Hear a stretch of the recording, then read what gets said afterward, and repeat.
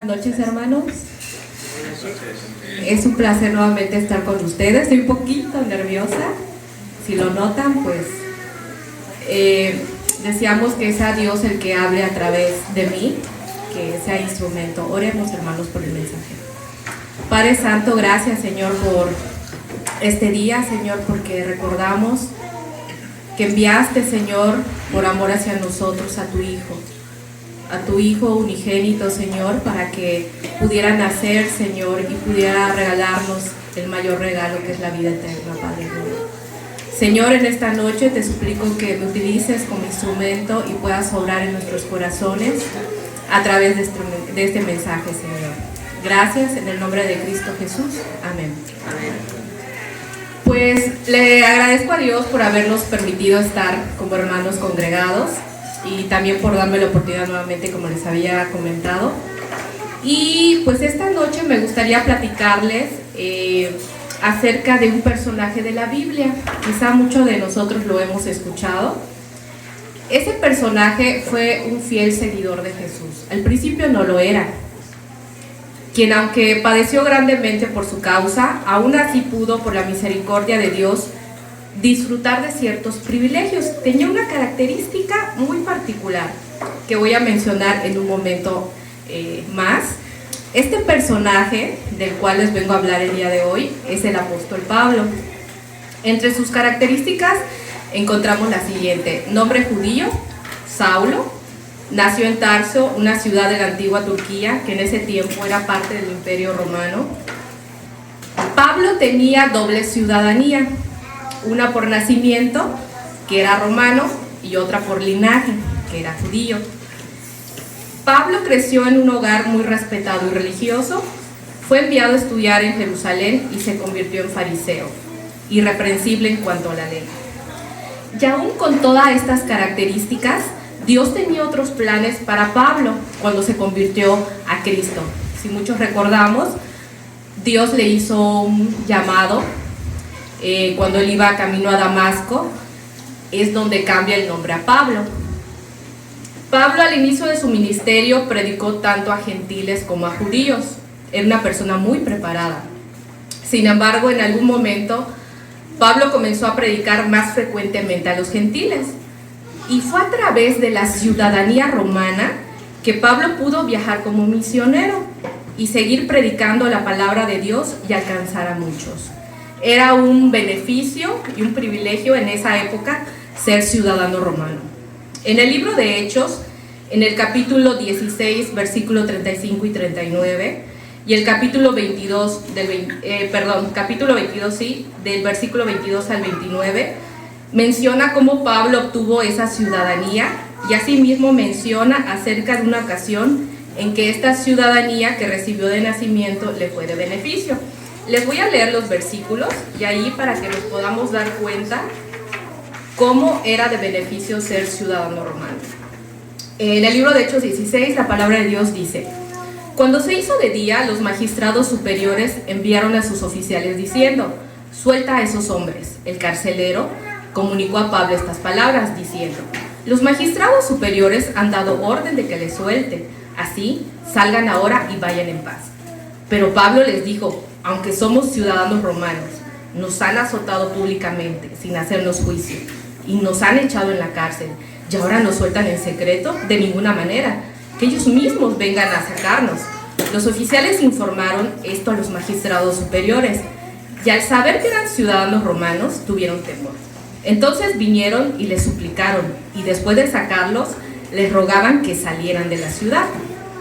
En el otro capítulo de Hechos, la palabra de Dios dice: la multitud lo oyó hasta que dijo esto. Entonces alzaron sus voces y dijeron: quita de la tierra a ese hombre, no se le debe permitir que viva. Como ellos vociferaban y arrojaban sus mantos y echaban polvo al aire, el comandante ordenó que llevaran a Pablo al cuartel, diciendo que debía ser sometido a azotes, para saber la razón por qué la gente gritaba contra él de aquella manera. Cuando lo estiraron con correas, Pablo dijo al centurión que estaba ahí: ¿le es lícito azotar a un ciudadano romano sin haberle hecho juicio? Al oír esto, el centurión fue al comandante y le avisó: ¿qué vas a hacer? Porque este hombre es ciudadano romano. Vino el comandante a Pablo y le dijo, dime, ¿eres ciudadano romano? Sí, contestó él. Y el comandante respondió, yo adquirí esta ciudadanía por una gran cantidad de dinero. Pero yo soy ciudadano romano de nacimiento, le dijo Pablo. Entonces los que iban a someterlo a azotes al instante lo soltaron. También el comandante tuvo temor cuando supo que Pablo era ciudadano romano y porque lo habían atado con cadenas.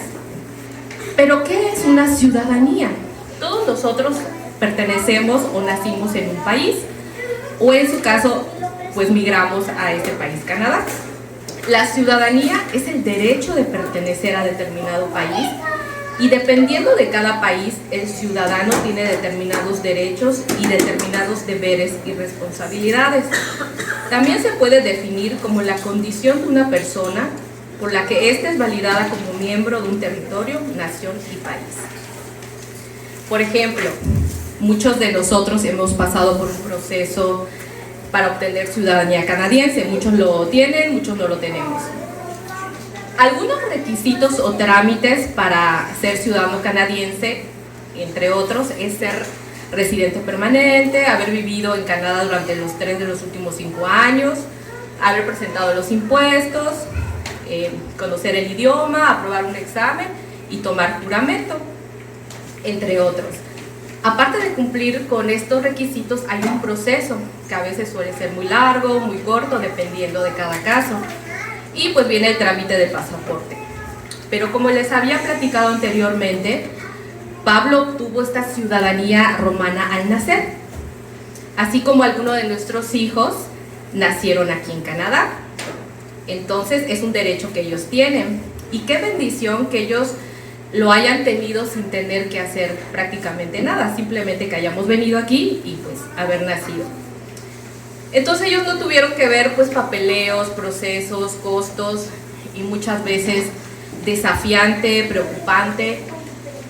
Creo que todos hemos pasado o llevado esa misma ruta desde que nos dieron la nominación provincial, siguiendo por la residencia permanente, y pues imagino que también el trato de, por ejemplo, en el aeropuerto o en algunos casos, es diferente a una persona que no es ciudadana o que está en trámite a un ciudadano canadiense.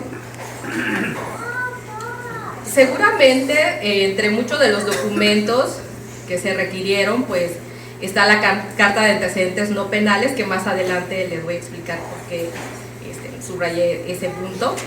Los datos biométricos también.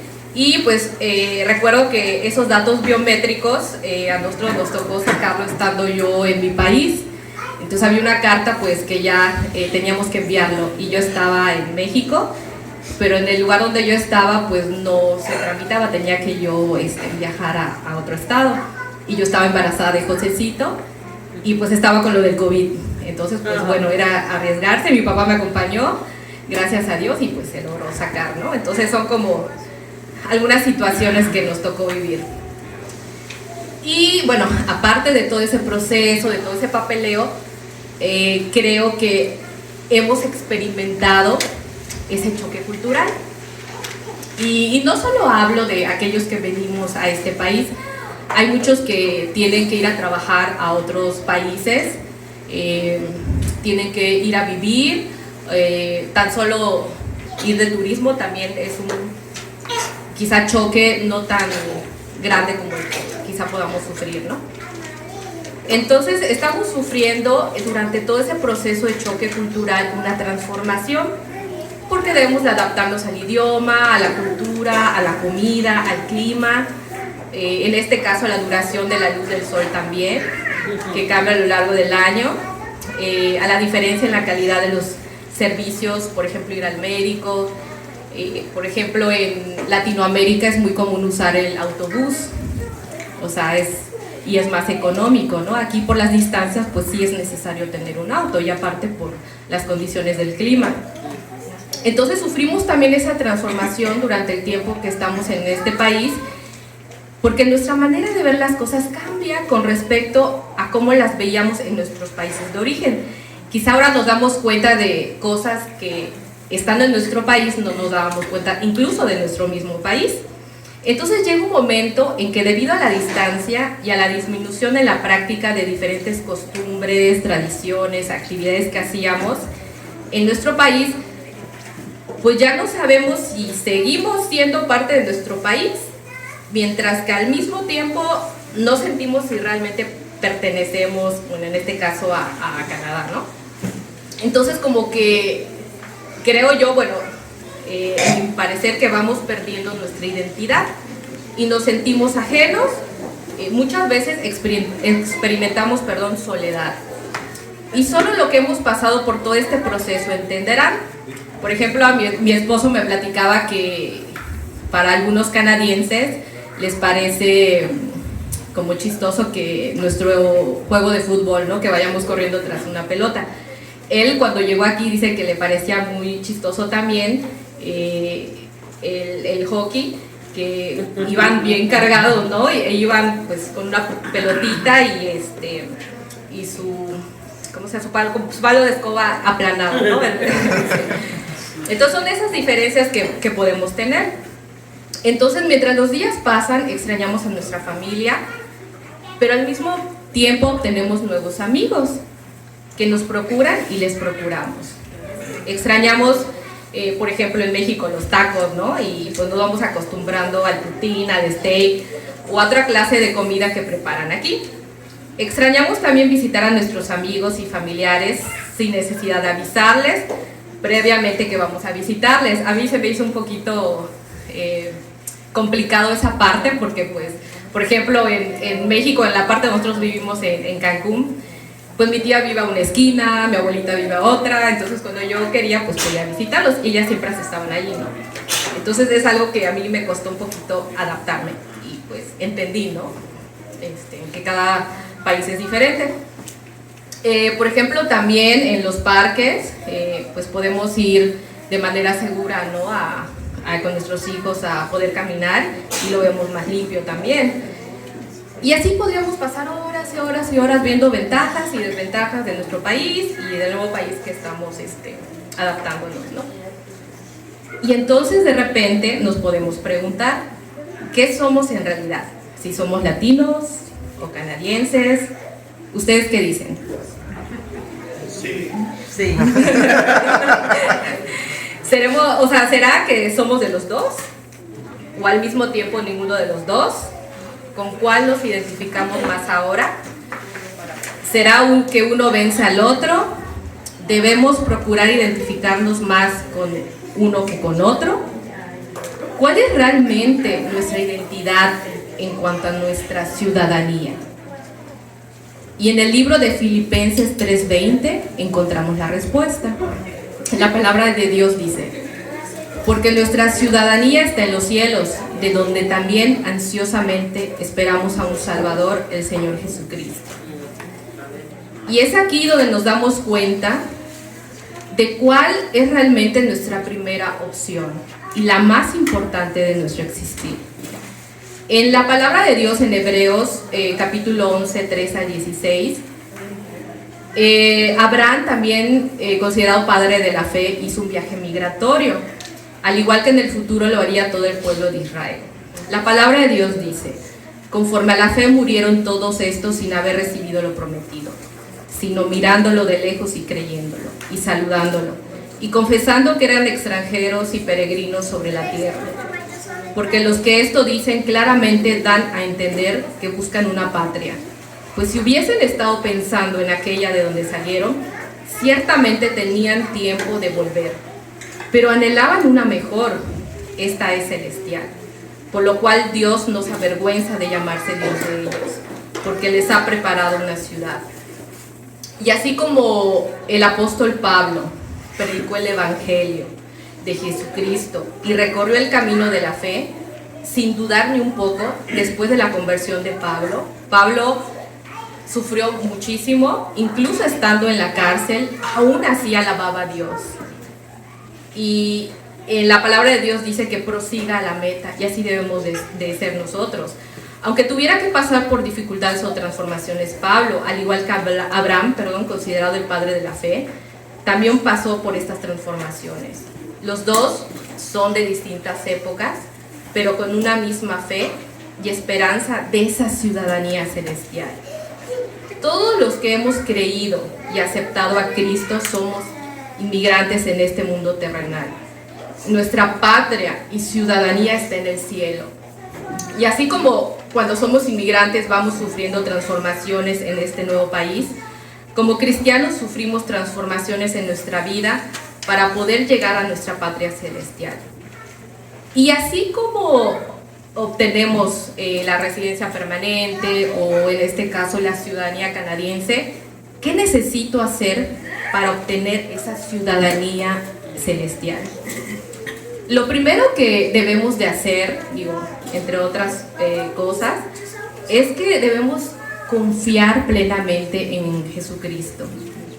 Debemos recibir a Cristo resucitado y vivo, recibir a Cristo como nuestro Salvador y como nuestro Señor. Pero también creo que es el punto más, no importante, todos son importantes, sino el punto culminante es que exista un arrepentimiento verdadero. Porque pasa de que decimos, no quiero seguir a Jesús, y muchas veces pensamos que la vida es fácil, todo se nos va a solucionar, así como cuando muchos pensaban cuando iban a ser Jesús que iba a venir en un caballo, con carruajes, todo de oro, en un palacio iban a nacer, y no, Jesús vino y nació de la manera más humilde, porque Él no venía a ofrecer ese regalo en este mundo, sino venía a ofrecer ese regalo en el cielo, que es la vida eterna. Y eso significa nacer de nuevo, así como nuestros hijos, quienes por haber nacido en este país son ciudadanos por derecho. Para recibir la ciudadanía celestial debemos nacer de nuevo, nacer de Dios. Y no es algo que heredamos de nuestros padres o que nuestros hijos heredan de nosotros, sino somos, no es algo hereda de nosotros si somos cristianos. Y no es algo que podamos solicitar por estar casados con un creyente, o algo que podamos tener simplemente por vivir en esta tierra. Este asunto es personal, es entre Dios y cada uno de nosotros. Y los seres humanos no podemos realizar ninguna acción alguna, para recibir la ciudadanía celestial. Ni nuestras buenas obras, ni nuestra moralidad, ni nuestra obediencia a las leyes humanas o divinas, seamos judíos o gentiles, o simplemente porque somos seres humanos.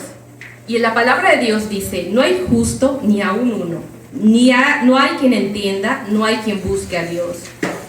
Y pasa algo, curiosamente, a lo que ocurre con nuestros hijos, quienes nacen en este país y obtienen una nueva ciudadanía diferente a la nuestra. Y es necesario que asimismo nosotros, no físicamente, sino espiritualmente, nazcamos de nuevo. Y este nuevo nacimiento implica que debemos reconocer que todos, sin excepción, hemos pecado, todos nacemos pecadores y estamos destituidos de la gloria de Dios. Y que los deseos de nuestro corazón estén en una constante enemistad contra Dios debido a nuestro pecado, ya que, como dice Efesios 4:18, tenemos el entendimiento entenebrecido, somos ajenos de la vida de Dios por la dureza de nuestros corazones. Y como les había comentado, debemos aceptar a Cristo como nuestro Salvador, como ese bebé que nació, que creció y venía con una misión en este mundo, que es dar su vida por cada uno de nosotros.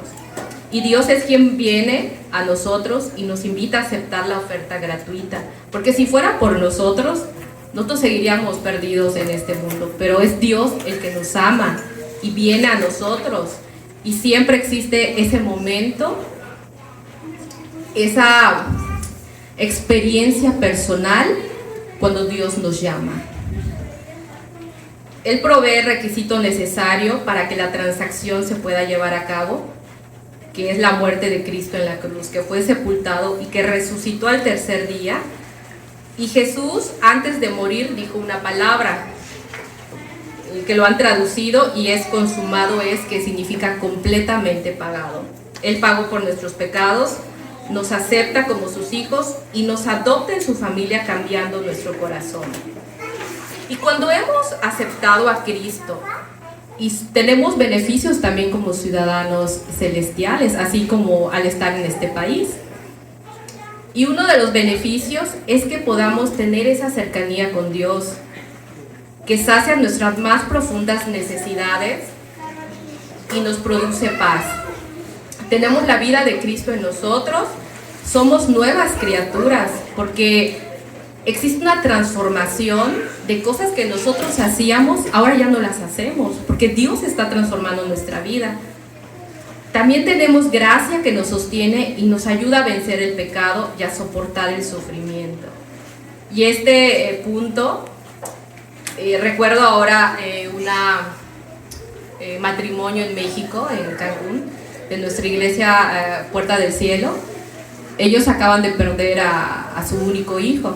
El niño tenía 6 años y enfermó y lo tuvieron que operar y pues no, Dios lo llamó a su presencia. Entonces le digo a mi esposo Efraín, no imagino, o sea, en verdad que no puedes imaginar el sufrimiento que ellos tienen actualmente. Si tan solo ves a tu hijo, mi hijo enfermó hace unos días y no se compara absolutamente nada con lo que esta familia está sufriendo. Pero el único que puede dar esa paz, aún en medio de esa tormenta, es Dios. El otro beneficio, el sufrimiento tiene sentido. A recordarnos que la tribulación produce paciencia, y la paciencia prueba, y la prueba esperanza. En medio de nuestro dolor podemos presentar nuestras peticiones delante de Dios y tendremos la paz de Dios que sobrepasa todo entendimiento. Otro beneficio, el Espíritu Santo vive de nosotros e intercede por nosotros. Muchas veces no demostramos los frutos del Espíritu: amor, gozo, paz, paciencia, benignidad, bondad, fe, mansedumbre, templanza.